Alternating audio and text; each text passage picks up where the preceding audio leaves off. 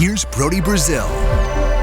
As you know, I'm not somebody to make a lot of Draymond Green videos, but here I am making a Draymond Green video, so as you can imagine, this probably isn't going to play out well for the Warriors number 23. And the title here says, what's going on with Draymond? But it is my prediction that by the time you're likely watching this, he may have already been served a 10-game suspension by the NBA for what he did last night in Phoenix in striking Nurkic right across the face. He was trying to gain body position, says he lost control of himself. But yeah, it looked like a punch, or at least a big slap, right across the side of Nurkic's face.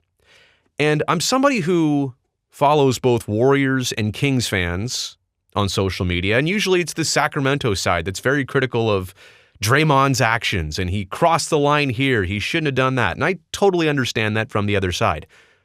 But even last night, for the first time either in a long time or maybe ever, as long as I've known Draymond as a Warrior, you started to see Warriors fans even questioning what he was doing and having a hard time defending his actions on the court. And there is kind of a trend here to take note of what's been going on this season. Draymond's played 15 total games and been ejected 3 times. That's not a great ratio. It kind of makes you understand that for somebody with 19 career ejections, yeah, this is part of who he's always been. There's no question about that.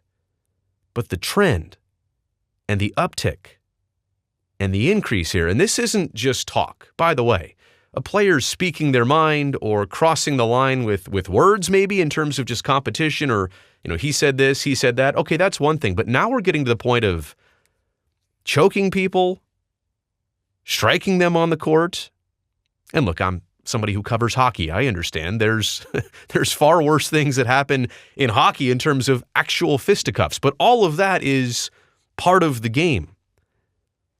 I'm not sure what Draymond has been doing lately physically is part of the game. He's definitely on watch. I mean, to the point that even he's been saying it, that the NBA in their discipline have been tacking on extra games and even more parts of the suspensions and discipline because of prior actions. Even he knows it. He's talking about it. And that's not a good thing for him or the NBA. And let's quickly take the NBA's side in all of this. Do you really think they're out to get him at this point? I think the answer is actually no. And I realize some Warriors fans might say, well, yeah, they are, because they'll add on extra games or they're trying to send a message. But of course they're trying to send a message. They don't want to deal with this anymore. They want all of this to just simmer down and stop. And there's only one way to make it happen. If you keep handing out pedestrian disciplines and suspensions, like at some point, they say you got to lay down the hammer. Okay, well, 10 games is kind of the hammer. You can't give a 20-game suspension for this, can you? But 10 games kind of feels like, whoa, you'll take a step back on a 10-game suspension. But again, I don't blame the NBA here for having no other tools in their toolbox to try and stop this. What else can they do? Fining and suspending and disciplining as most as they can, it really seems like the only way to impart change here. And that's the question. Can Draymond actually change? Do you want him to change? I mean, he's always been an edgy player. He's always been the physical player. He's kind of the protector of the realm, if you will. He was just celebrated along with Steph and Clay. They had their own day that matched up with the date and their jersey numbers. He is so loved and celebrated by this franchise. And nobody's asking him to do an overnight 180. And I guess when I say, can he change the trajectory here?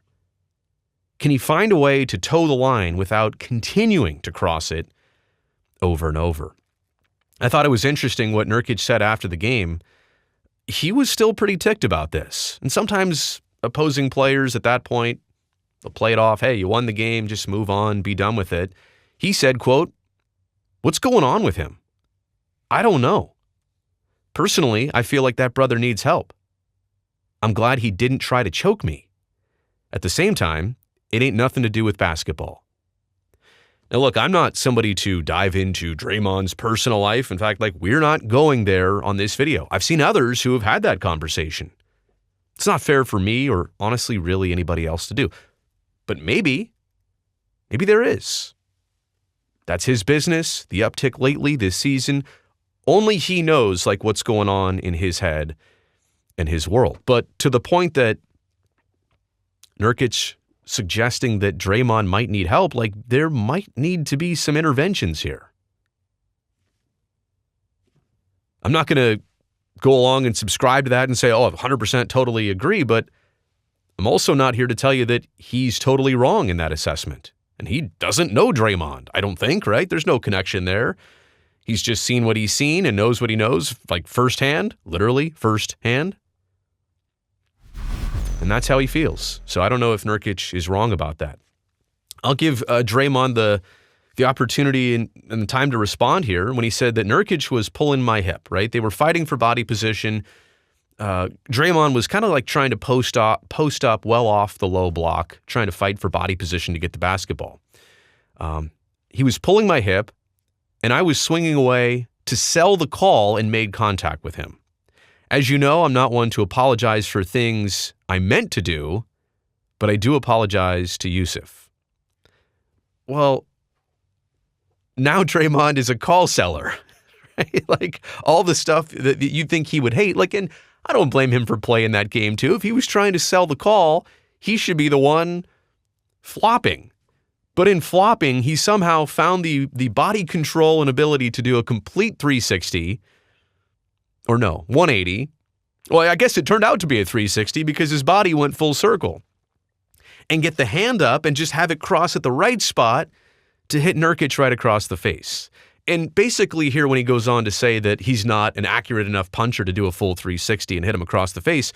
But no, there wasn't a fist to the face, and it was just I'm going to throw my hand out there and try and hit as much of your face as possible in the process. Quote, I didn't intend to hit him. A replay is never going to look good. Well, sometimes a replay could get you off the hook if you saw it in slow motion and you could see somebody pull up or move your hand away at the last second. I mean, he wasn't straight on looking at where his hand was going, but he was peripherally looking enough to control his hand and get it across Nurkic's face. A replay is never going to look good, but I know my intentions, and my intentions were to sell the call. I also don't think I'm an accurate enough puncher to do a full 360 and connect with someone. It's unfortunate. I mean, Draymond is even getting good at the excuses here, right? He's getting good at downplaying this. This is part of the game. This is what happened. I didn't mean to do it. Still, I don't even know that the NBA takes 2 looks at that before they say, nope, 10 games. We already have our mind made up. And so that's kind of where this situation is at. Draymond is such a good player and has been for so long at 33 years old, 4-time NBA champion, 4-time All-Star, 2017 Defensive Player of the Year. So well regarded for all the intangibles that he does, right? And on a team where you're with Steph and Clay and they've done what they've done for years, it's kind of hard to be a team and everybody gets the right credit. But he's got credit for who he is and who he's been and what he's done. He's also going to be in the league for a couple more years at the very least. Player option for 2026 into 2027. We're not even into 2024 yet. This is a big contract that he's still on. If I'm him, I understand, you might be getting older. You might be getting crankier. I could look at myself in the mirror and say that. But you've got to protect your legacy. It's one thing to be that irritant type player, get under the other team's skin and be so valuable, be that glue player for your own team. But then again, Draymond has had physical altercations with his own teammates. And I'm saying this out of a place of love. I'm not saying protect your legacy as a bad thing. I'm saying that I'm on your side here. I want you to figure out a way to take all this and not tarnish it with what you're about to do in your final couple years, because maybe you just don't give a rip anymore, or you want to really test the limit and see how far this goes. I really think this is important for Draymond Green to start considering that, where he's at, where he's been, and what this looks like. He's at a kind of a tipping point of the career here at 33 years old, and obviously the Warriors are kind of at a tipping point of how they participate, how much success they do or don't have in the coming years. And Draymond is a big part of that, how he responds as, let's be honest, a leader of this team. So what's going on with Draymond? Not sure. I hope it changes. And like I said before, by the time you've now watched this video, I think it's highly likely that he's been served a 10-game suspension. You made it here to the end of the video. You know I appreciate that. Thumbs up down below. Also, don't forget to subscribe to the channel so I can definitely see you back here next time.